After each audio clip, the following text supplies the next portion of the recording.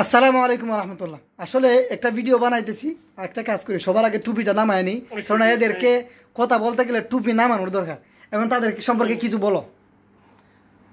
আমরা যখন প্রবাসে আসছি তখন আমরা মনে করছিলাম যে আমরা কোনো দাম নাই, আমরা গরিব, আমরা ধরে পয়সা নাই, আমরা মিসকিন।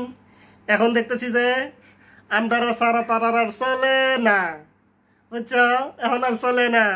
বৌজি ভাড়া দিয়া দেড় চালান লাগবে। এখন মন্ত্রীরা এখন আব্বাটা হে দুলাভাই ডাহে, দুলাভাই রেমিটেন্স পাঠাও, দুলাভাই রেমিটেন্স পাঠাও। বৌজি ভাড়া দিয়া দেড় চালাইতে হইব, পুলিশের বেতন দিতে হইব। ওই সেনাবাহিনীর বউ আইতার সেলু ছায়া বেলাবুজ কিনোর টেহা নাই, শেষ হয়ে গেছে টেহা। ফাটাও ওরে দালালের ঘরে দালালরা, তোরা কিছু চাকরি দিছিল, দালালি করতি। ও মাগির হুতাই, বুঝছেন? আগে লাগে টুপি গায়ে দিলাম, আজকে বেশি খারাপ করলাম না মুখ। কি তারা বলছিল প্রবাসীরা কামলা। তোরা দেখ, প্রবাসীরা কামলারা যদি মাত্র 1 মাসও বন্ধ করে নাই, টাকা 1 মাসও বন্ধ করে নাই, তোদের চোখের পানি নাকের হিঙ্গসে এক হইয়া গেছে।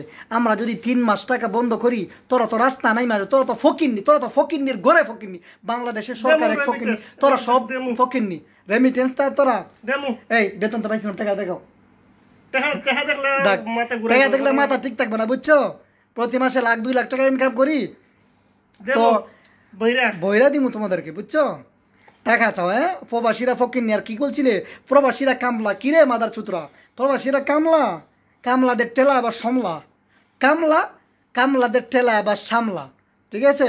কামলা বুঝছিলাম, দাঁড়াও রেমিটেন্স জিতে পাঠাইতেছি। আর তোমাদেরকে বলতেছি, যারা আপনার কি বলে একটা ব্যাংকে না পাঠিয়ে কি একটা বলে হুন্ডি, যারা হুন্ডিতে টাকা পাঠান, হুন্ডিতে টাকা পাঠাবেন না, হুন্ডিতে বর্তমানে টাকা পাঠান। আর হচ্ছে আরো বড় দালাল, যারা হুন্ডিতে টাকা পাঠাতে চান, হুন্ডিতে না পাঠাইয়া আপনারা ডাইরেক্ট ব্যাংকে দিয়ে পাঠান, সমস্যা নেই, ঠিক আছে? তারপরে হুন্ডিতে পাঠাইবেন না।